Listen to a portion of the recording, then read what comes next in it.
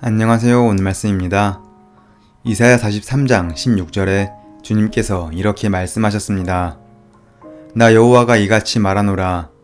바다 가운데 길을, 큰 물 가운데 지름길을 내고. 하나님이 내시는 길은 그냥 길이 아니라 지름길입니다. 하나님은 큰 물 가운데 지름길을 낸다고 하셨습니다. 비록 홍해라는 무서운 바다를 거쳐서 가는 길이긴 하지만 그 길이 우리가 생각할 수 있는 정상적인 경로로 가는 것보다 훨씬 빠릅니다. 오래전 한참 차가 막히는 시간에 택시를 탄 적이 있었습니다. 평소 운전하고 다닐 때도 1시간 이상씩 막히는 상습 정체 구간을 통과해야 했기에 약속 시간에 늦을 각오를 이미 하고 있었습니다. 그런데 택시기사 아저씨가 자기가 택시 운전만 20년을 했다면서 20분 만에 끊어주겠다는 것이었습니다. 담대한 믿음이었습니다. 그런데 과연 경이로웠습니다. 골목길과 샛길과 고속도로를 이렇게 저렇게 연결시켜서 가는데 정말 신묘막측한 길이 나타났습니다. 이때껏 내가 듣도 보도 못한 길을 가다 보니 딱 20분 만에 정확하게 목적지에 도달했습니다. 정말 입이 딱 벌어졌습니다. 어떻게 이런 길이 있었지? 어떻게 이 길이 저 길로 연결됐지? 라는 생각을 하며 갔습니다. 그런데 사실 길이 없는 게 아니고 내가 몰랐던 것이었습니다. 바둑 1급에게는 전혀 보이지 않는 길이 프로 1단에게는 보이는 것처럼 말입니다. 하나님께서 광야에 길을 낸다고 하실 때도 그렇습니다. 하나님이 만들고 인도하시는 길이 당장은 고난과 시련의 길 같고 패배의 길 같지만, 늦게 가는 길 같고 뒤처지는 길 같지만 그렇지 않습니다. 하나님을 믿고 하나님의 손을 잡고 한 걸음 한 걸음 가다 보면 폭풍이 몰아치는 그 길이 내가 생각했던 길보다 훨씬 빠른 지름길이었다는 것을 알게 됩니다.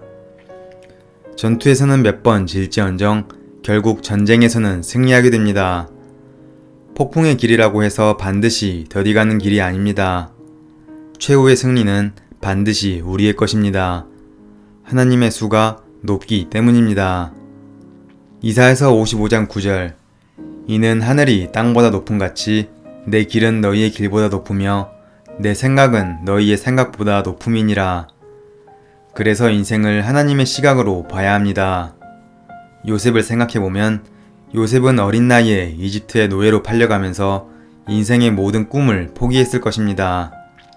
그대로 자랐더라면 팔레스타인의 부잣집 아들로 귀여움받으며 그 동네 유지가 되어 잘 살았을 텐데 그 꿈이 10대 때 산산조각 나버렸습니다.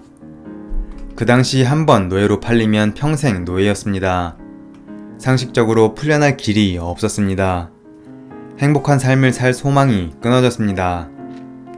고향 땅으로 돌아가 아버지와 가족들을 다시 만나리라는 희망도 사라졌습니다. 보디발의 집으로 팔려가 그곳에서는 형편이 좀 나아지나 싶더니 또 누명을 쓰고 감옥으로 끌려가 버렸습니다. 요셉은 자기 인생이 끝없이 절망으로 내려가고 있다고 생각했습니다. 그러나 요셉이 내리막길이라고 생각했던 그 길이 하나님이 보시기에는 오르막길이었습니다. 축복으로 가는 길이었고 애굽의 총리 대신이 되는 길이었습니다.